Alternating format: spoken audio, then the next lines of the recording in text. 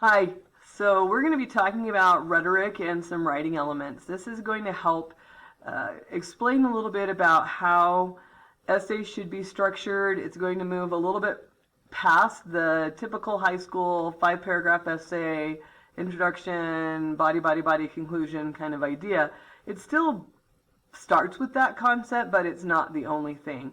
So when we talk about rhetoric and writing elements, number one, I'm not going to do a whole exhaustive deal on rhetoric. It's a fairly lengthy thing. It's a whole class on its own.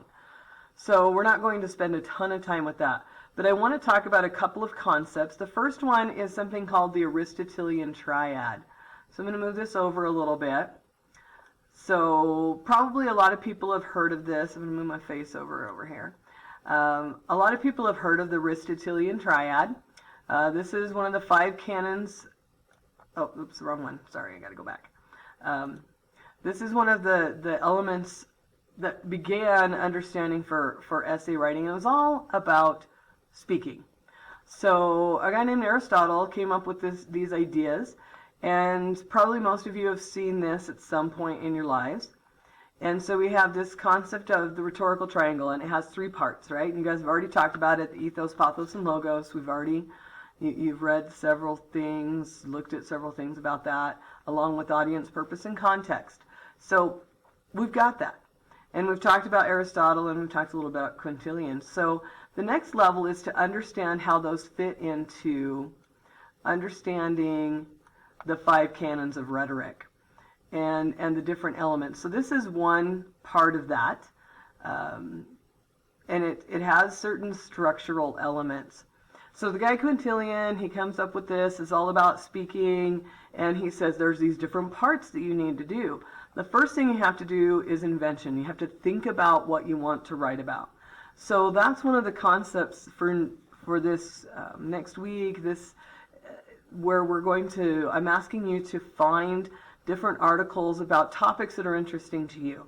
And there's many places to look. The internet, of course, is a wide and woolly place. It has many different things out there. Some of them pretty believable. Some of them you have to wonder about.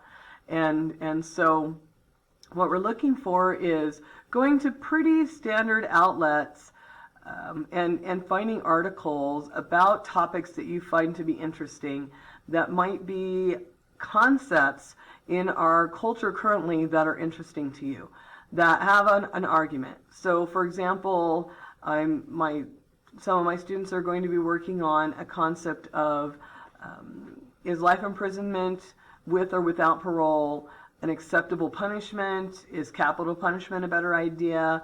That's just one thing.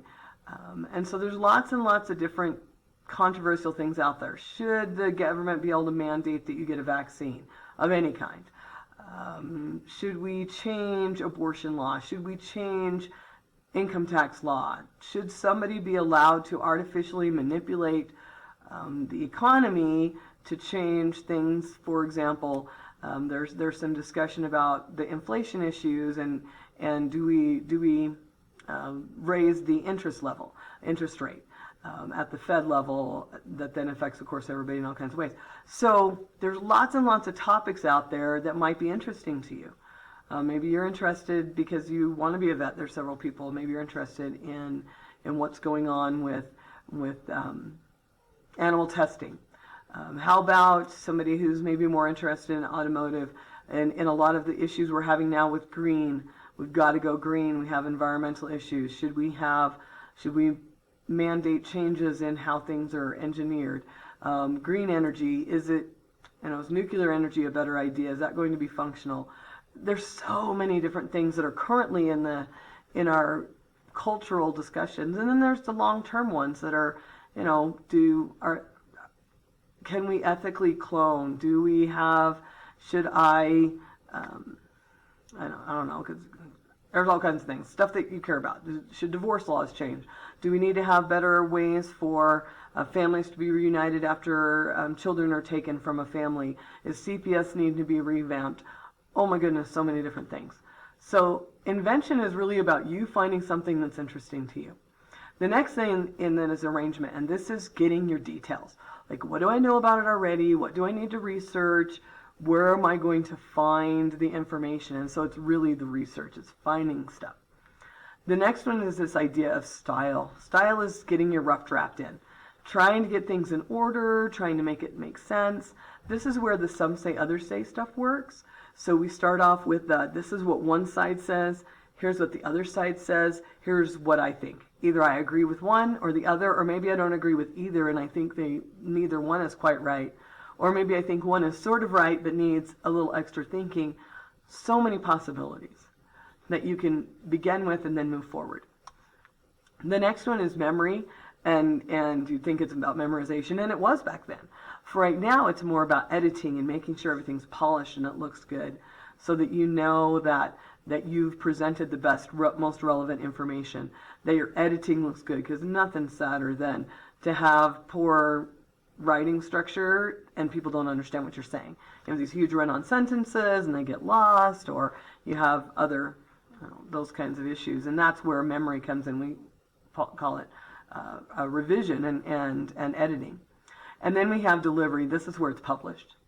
This is giving it to somebody else in the class, maybe publishing it anywhere, online, just turning it in, those kinds of things. So this is where that comes in. And it's been there forever. The next idea is to think about the concepts of argument. So there's this thing right here, and it's a little bit small. I'm going to see if I can make it bigger. Oh, of course not. So I'm actually going to go out of here to another area, because it's bigger, and talk about it here. So there's actually parts of the essay. I'm going to move my little face down here so we can move forward. There are parts of the essay that we have the Latin word for them. Again, this comes from a Quintilian, and then it moves forward, and we have a guy named Cicero, and these kinds of ideas. But the purpose of it is to, see if I can make it a little bit, so you can see it a little bit better. There we go. So you can see. So the first thing is exordium. That's the introduction, and that's, as it says here, that's the hook that engages. This is the why does this matter? So in the some say, others say, this is the controversy. This is the topic. Here's the idea that I have that I want to talk about, whatever it is. And so we introduce it to the other people. Part of that introduction then is the background. Like, what does my audience have to know to be able to make a decision about what we're doing, or to believe what you're saying? So this is the some say, others say. That comes from that other book that we look at. So we look at the facts of the case, as it says there. We provide context for my audience to understand, why are we even talking about this, how long have we been talking about this, and what's going on new with it. The next thing is to acknowledge different positions, acknowledge the other side. So again, some say, others say. So here's the position. We have, it just got struck down by the Supreme Court. We can't mandate vaccines. So now what do businesses do?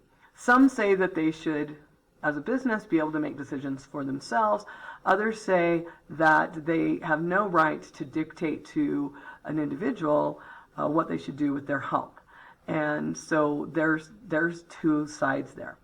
And so that's what the divisio, or the possible positions, the some say, others say, looking at them. And then you have to decide what your side is. So that's the confirmatio, the confirm, the support. So we look at your position, whatever it is, and this is where we have that logos concept, which was in the previous presentation, where we talk about what supports what I'm saying. How do I know that I have solid facts? Who am I looking at? Who am I getting court precedent? Am I looking at politicians? Am I looking at doctors? And even they don't agree sometimes, right? So we have to really look at the different voices. That's where these two things come together, because we have to do this fifth thing, which is recognize the counter arguments, and to say, here's what someone else says, and here's why it's not quite right. So you look at their opposition and refute them with facts that you know. Give details. You can even do, some of your details could be personal anecdote. Maybe it doesn't work for you.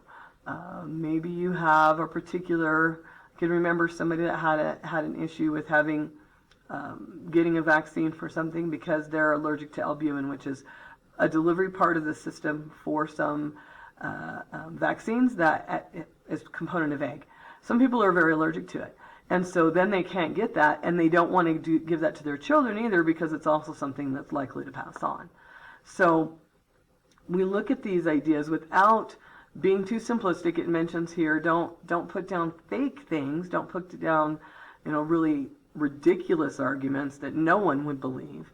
But you do want to acknowledge either what the other people have said, and I really want you, especially as we work towards the research paper, you need to find a legitimate, somebody with some credibility, which we'll talk about as we move forward, credibility that is on the opposing side, that doesn't agree with you, so that you can really look at the two sides and make that work out. The last thing is the conclusion. You wrap up your argument, you give why your position is right, and then often at this point I like to have you put in an element of so what? What do I do now? Give a suggestion of where we go, or talk about how our minds should have changed. So it's called a statement of belief, that's the mind changing, or you give them a what they should do next. So you tell them a call to action. This is what I want you to do next, because we can't just keep doing what we've done up to now. And you'll find many things are structured like this. I read a particular newsletter every day, pretty much, except for they don't have one like Saturday, Sunday, they have one that's for both days. And they often use this structure in the newspaper newsletter because they often want to recognize and acknowledge the opposing viewpoint while still giving what should we do now.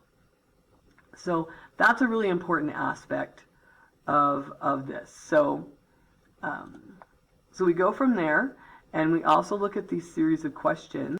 So we look at this series of questions that are right here. Let me move this over a little bit so we can see this better. So these are questions to ask yourself that are part of this. What's my paper about? What does it matter? Why do I want people to care about this? Why do I care about this? Sometimes you really have to sit down and think about that. What background information do people need to know? Think about who's in our class. We have as young as a freshman. We have people that are older.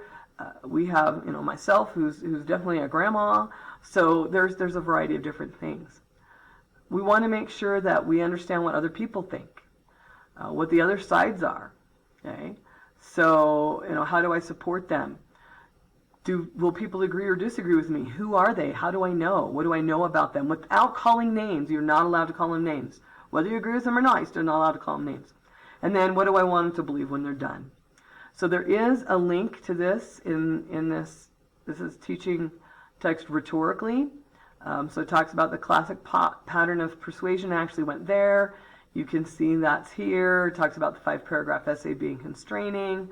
A lot of this element I took from this particular, because they did a good job of having it. So I will make links for you. This will be in there in the classroom, and then you can go to that link. If you have questions, please let me know. Thank you.